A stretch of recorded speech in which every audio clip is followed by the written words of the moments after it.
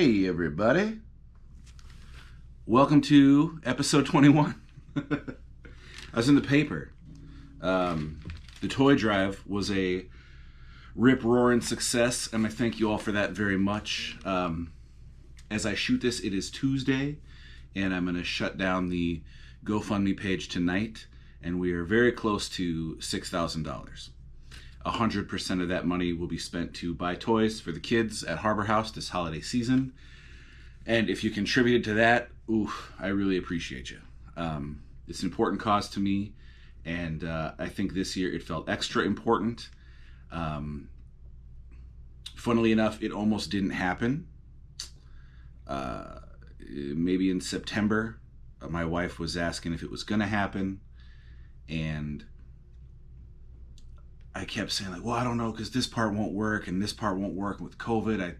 It'd be hard. And finally, my wife said, it kind of sounds like you don't want to do it. And I realized that she was right, but I also realized that I wanted to do it. So I just had to commit to, like, well, we're just going to do it, and it's going to be whatever it's going to be. But in a lot of ways, there wasn't as much for her to do this year, because she usually helps with like the raffles and that kind of thing. But I kind of think it might not have happened had it not been for her. So that was her big contribution this year, and I hope everybody watching this has someone in their life that will say, it kind of sounds like you're just making excuses, or it kind of sounds like whatever, it's important to have at least one person, and more if you can get it, that will tell you stuff that maybe you don't want to hear but that you need to hear. And it's important to be the kind of person that can hear that stuff.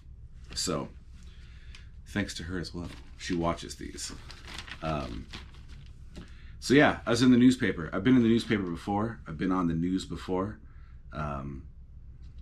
It's a funny thing, because I can remember thinking, like, man, if I got my picture in the paper, that'd be it. That'd be the thing. And then it happens a few times, and even this time, like, they got my band name wrong, which is not a big deal. People struggle with, my band is called Christopher Gold, hello, and the New Old Things. And people struggle with that to no end, in that they rearrange it constantly. They always are calling us the old new things. And I'm just going, like, I've never heard someone say the red chili hot peppers. You know what I mean? Like, I just don't think it's that complicated a band name. I own a record by a band that is called The World is a Beautiful Place and I Am No Longer Afraid to Die. And they make t-shirts,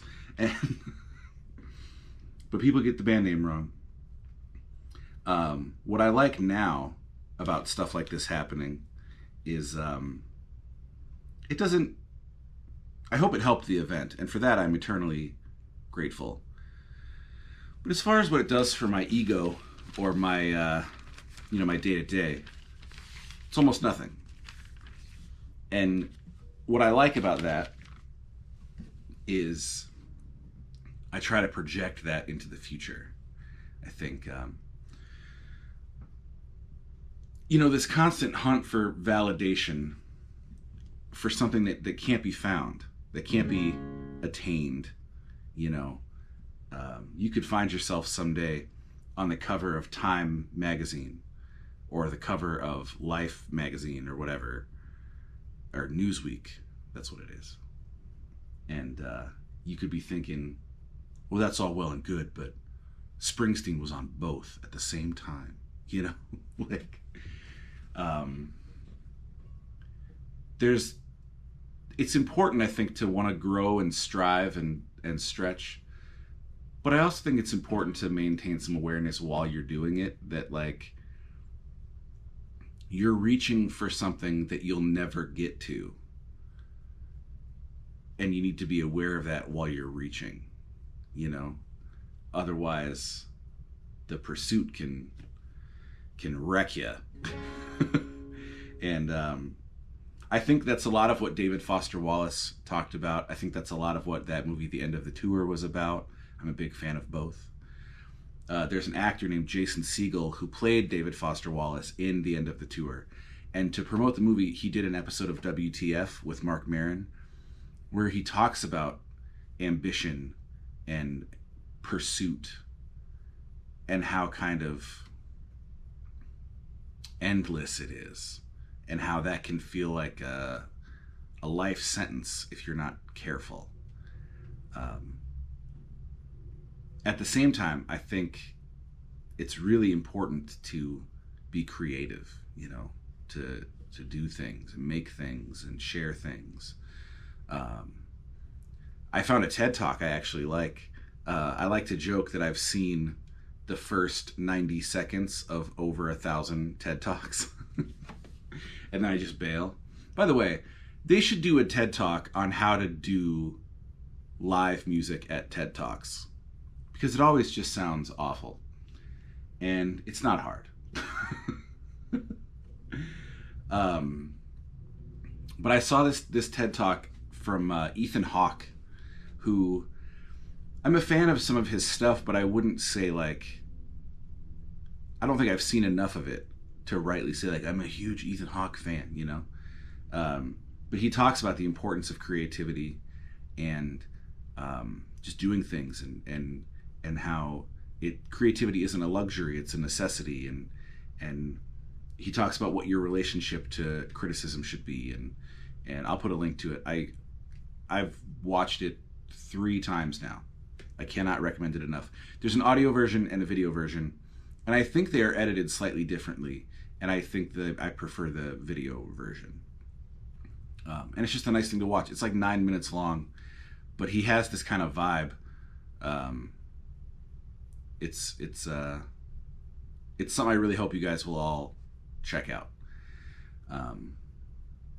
At the same time, it can be tricky to take advice from people like that, can it? Like, I think about, out of curiosity, I checked, and I don't know how accurate these things are, but Google claims to know that Ethan Hawke has a net worth of $55 million. And you start to think like, that amount of money certainly changes your life, and with that amount of money comes a kind of freedom to, say, not worry about criticism, you know.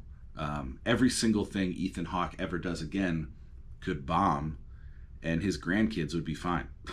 Like, and you hear things, you know, I've heard some stuff from Matthew McConaughey talking about he wasn't happy with where his career was going, so he just stopped working for almost 2 years and then came back and did like a hard reset, which you can do when you have money in the bank. And even like the Avett Brothers, they put some advice in their songs that I think is really great, some philosophy that's really good. But then you watch the documentary and you see they live on like property and they're clearly pretty comfortable, you know? And some part of me thinks like, maybe that makes the advice worthless because it doesn't apply to me, because I don't live that kind of life. But then I think maybe it makes the advice that much more crucial because it's coming from somebody who has removed a variable. It's coming from somebody who's living a life where like they're free to just focus on their philosophy and the best way to move through the world and through life, because they're not worried about a 9-to-5 and about the mortgage and that kind of thing. So maybe in a sense they are more free than me, and maybe the best advice comes from free people. I don't know. Maybe it's neither, maybe it's both. I don't know. I do love listening to creative people talk though, and I get a lot from that stuff. I also get a lot from coffee. Let's have some coffee. It's hot today.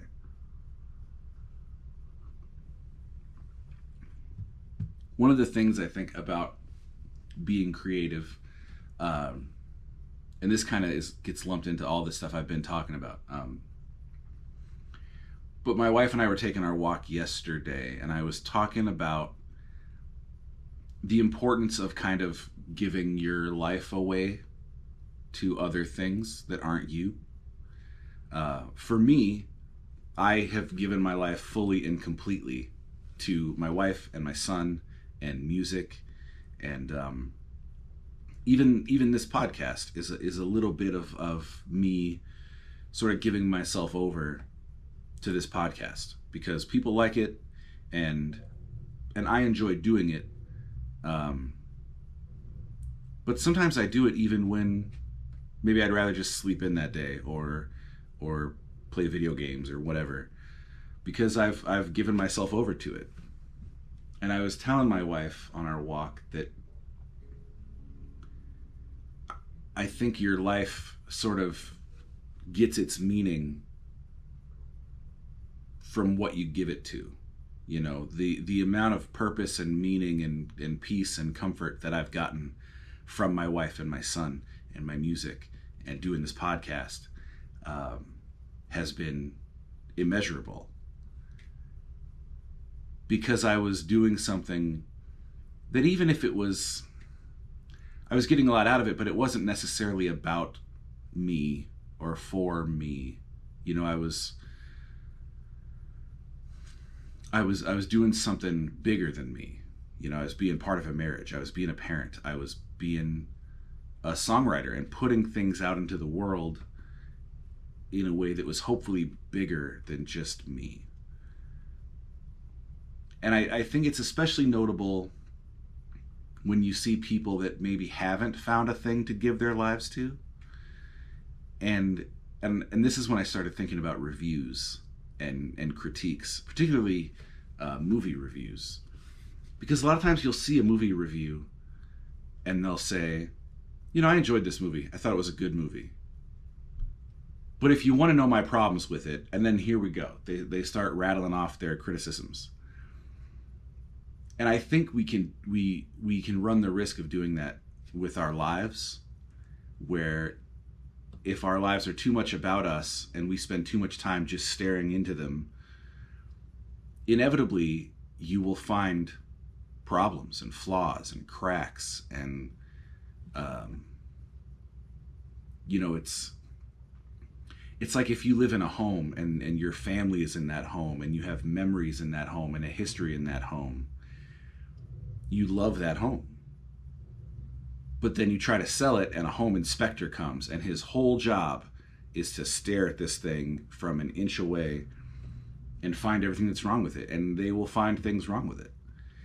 And maybe some of those things needed to be found, but maybe a lot of them didn't. Maybe, you know, they weren't part of the equation of whether or not you could be happy in that home. But now you know about them because someone went and found them. And I think we do that with our lives when we're not trying to exist for something else. Even if that something else is your hobby, you know, even if you like to paint, you should paint. Because if you don't paint, what else are you going to do? You're going to sit and think about yourself and your brain, and you'll find things that maybe you don't like. But maybe when you find those things, you won't also find solutions. And now you got a real situation on your hands. But who knows, you know? I don't know. It works for me when it works. I even noticed, you know, like I was on Sunday, I had a bit of a day. I was real wound up and anxious and, you know, coming apart a little bit. And I realized that it was because of the holiday weekend. Part of it was because of the holiday weekend. I had gone like 4 days, I think, without really doing much. I wasn't really working. I wasn't really sticking to my routine. I wasn't exercising. I wasn't doing anything, you know. And I was happy and I was having fun. And I was spending time with people I cared about. But I think after 4 days of being a little bit idle, I started to get a little bit hinky. If you can believe it, as I tend to do. So if you come here looking for advice, which God help you if you do, but if you do, my advice would be to find something to give your life over to, and then give your life over completely and joyfully, and it'll come back to you. Especially if it's people, because if you give your life to people, they'll probably give theirs to you, and it'll all work out. And one day you too can be in the newspaper, and you will feel nothing.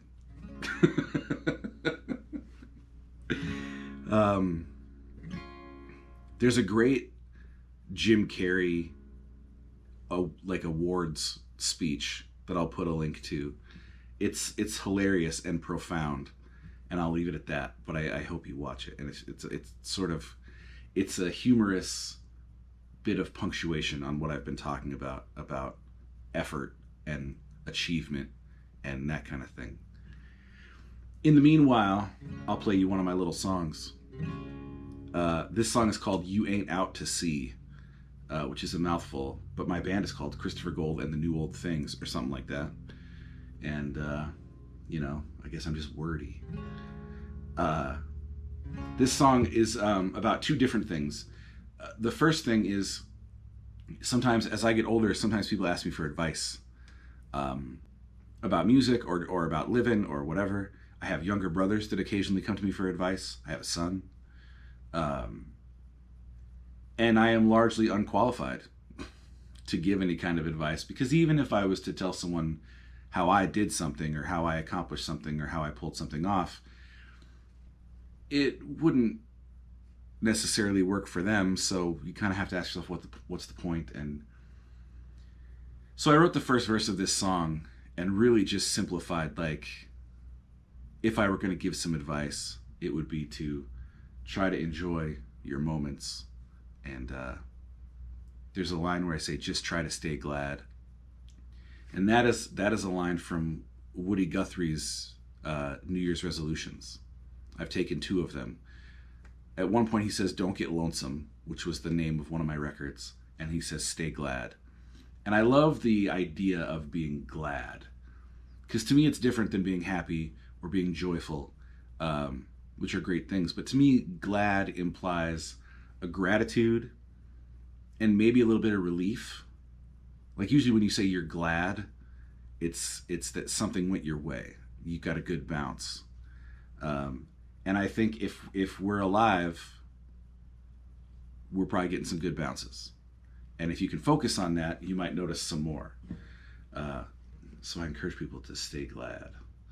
And then, of course, the second verse of the song is me realizing that I need to take that advice. I am unfortunately very good at pontificating and theorizing and philosophizing and offering up kind of life lessons and then not taking them. Especially in song. It's pretty common for me to put something in a song that I think like, man, if I could actually live that way, I'd be sitting pretty, So this is called You Ain't Out to Sea, and it goes like this.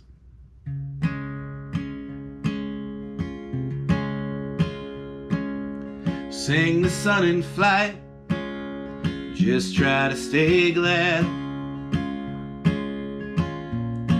But don't wish these days away. Someday when it's easier, you're gonna wish you had him back. All these late nights are some of the best days you'll ever have. All these late nights are some of the best days you'll ever have.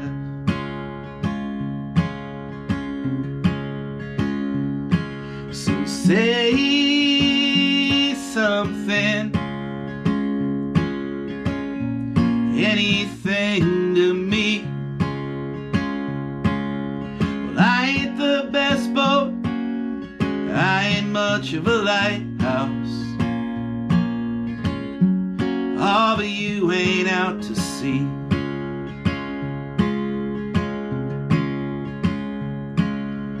Though those days are over now, you still gotta put 'em down. Let 'em put your love away,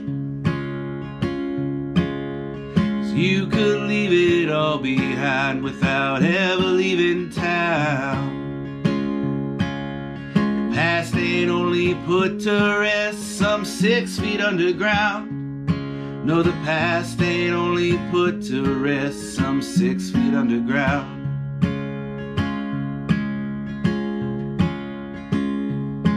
So say something, anything to me. Well, I ain't the best boat, I ain't much of a lighthouse. Oh, but you ain't out to sea.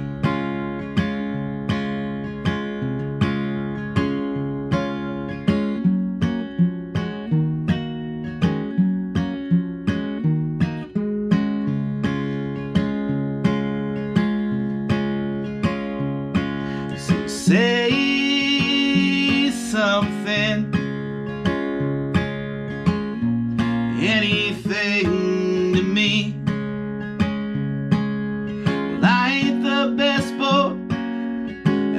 Much of a lighthouse.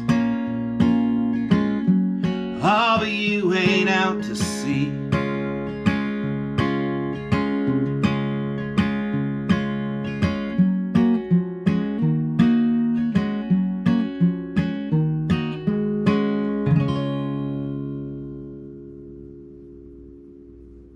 Thank you. All right. Let's get some recommendations going and then let's get out of here. First, I have music coming out on Friday. It'll be available on my Bandcamp page, which is christophergold.bandcamp.com. It's an EP called Even If. I recorded it right here on this couch in this room with this guitar. As soon as my throat started feeling better, I sat down and recorded these 5 songs. It's just me and a guitar. It's very quiet. It's very close. And I'm excited about it. I feel good about these songs, and I feel good about just the way it feels. You know, it's about as close as you're ever going to get to being in a room with me immediately after I have finished writing a song and hearing it just me on a guitar. So I hope you'll check that out. And then as for other people's music, let's get into it. This band is called Blind Pilot. The record is called We Are the Tide. They're from Portland, I believe. And they play folk music, but with a fairly big band. So you hear like trumpets and organs and that kind of thing. But it's very accessible and it's very melodic. And I wouldn't say it's poppy, but it's just very welcoming, you know? Kind of reminds me of the Decemberists, but a lot of the time I listen to the Decemberists, I like them a lot. I have all their records.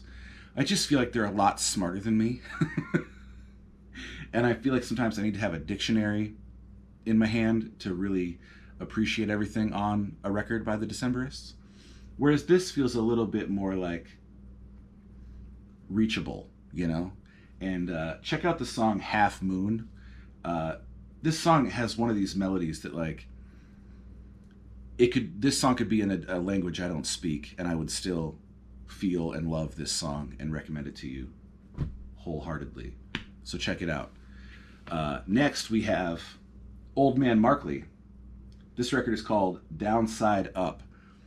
This band has essentially stopped being a band. They're just inactive, I guess. But they made 2 records. And the thing about this band is, for my money, they're essentially a bluegrass band. Fiddles and banjos and that kind of thing. But both their records came out on Fat Records, which is a legendary punk rock label.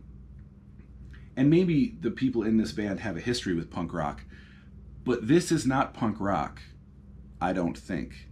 Like I said, these guys could play any bluegrass festival in the world and not have to change a thing and fit in perfectly. And that's what I love about it. There's a lot of stuff happening nowadays that I'm not criticizing, but it's people trying to combine old-time folk traditional string bluegrass music with punk music, and that's cool. There's some of that stuff I like. But this I find more interesting because it's people just playing traditional folk string bluegrass music with a punk spirit, you know? And the spirit has always been the most important thing about punk rock anyways. But this is one of those records that like they could do Warped Tour and then they could do a bluegrass festival the next day and do the same set list and it would work perfectly. So I highly recommend this band, and both their records are great. I just picked this one because I listened to it most recently. Check out Hard to Understand, and I really think you'll dig it. I very often wish I was in a band that sounded like this, and someday maybe I will be. It's hard to find people that play all those instruments, man. Finally, my friend Chuck said she wanted a punk rock recommendation, and I'm cool with that.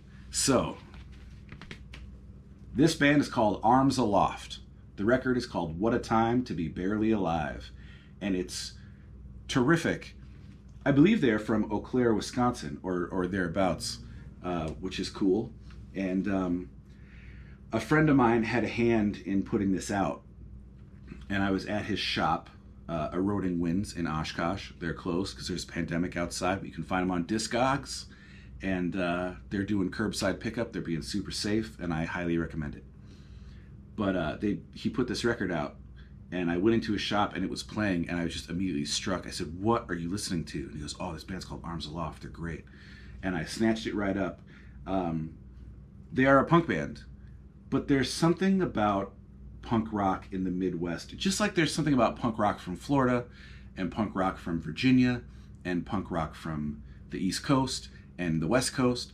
There's something about Midwest punk rock that is unique, and I think part of it is it's much more sort of song based than a lot of other stuff, and there's a little bit of a twang in it, and there's these big open chords, these kind of replacements Husker Du kind of big ringing chords, and this record is perfect.